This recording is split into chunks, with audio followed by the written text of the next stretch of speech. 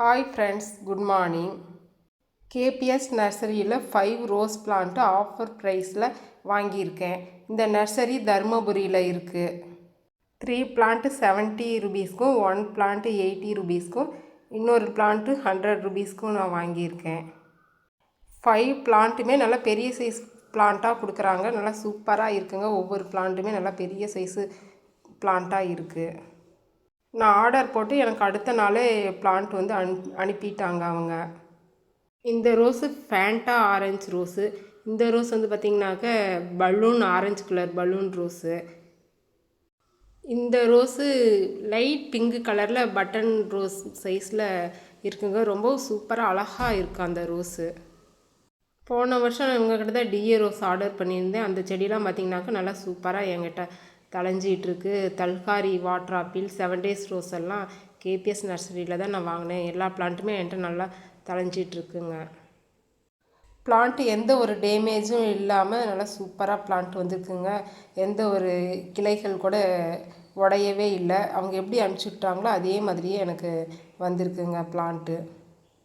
இந்த rose plant ஆப்ரிகோட்டு ரோஸுங்க. ரொம்பவும் அழகாக இருக்கும் இந்த ஃப்ளவரு பார்க்குறதுக்குங்க. பாருங்கள் எவ்வளோ அழகாக இருக்குது அந்த ஃப்ளவர்.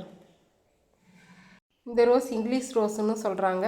கப் ஷேப்பில் ரொம்ப அவ்வளோ அழகாக இருக்குங்க இந்த ரோஸ். பாருங்கள் இந்த மொட்டெல்லாம் அந்த கலரே லைட்டு ஆரஞ்சு கலர் மாதிரி அப்படியே பிங்க்ஸ் லைட் பிங்க் ஷேடுலேயும் இருக்குங்க.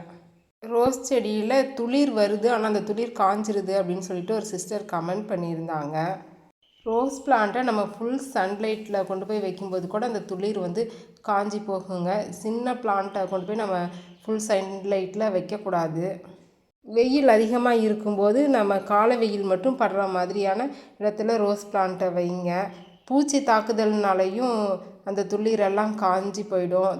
தண்ணீர் அதிகமாக நம்ம செடிக்கு கொடுத்தா கூட பிளான்ட் வந்து காஞ்சி போயிடுங்க. ரோஸ் பிளான்ட்டுக்கு வாட்டர் வந்து நம்ம அதிகமாக கொடுக்கக்கூடாது. இலை மேலே தண்டு மேலே வந்து ஸ்ப்ரே பண்ணி விடணும். காலையில் 7 மணிக்கே நான்லாம் ஸ்ப்ரே பண்ணிவிடுவேன்.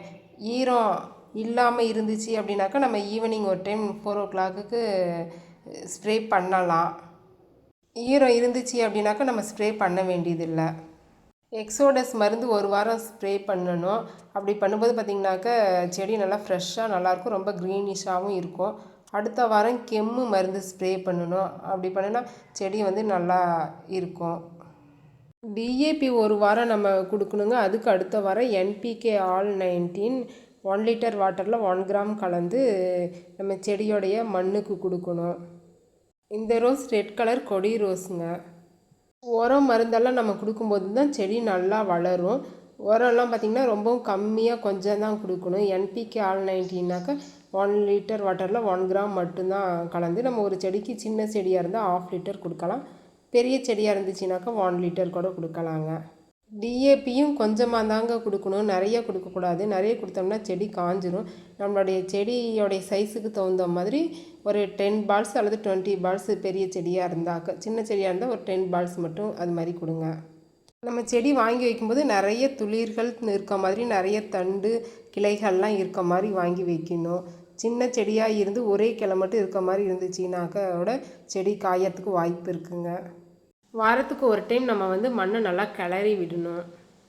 இந்த வீடியோ பிடிச்சிருந்தால் சப்ஸ்கிரைப் பண்ணுங்கள், லைக் பண்ணுங்கள், கமெண்ட் பண்ணுங்கள், ஷேர் பண்ணுங்கள். Thank you friends.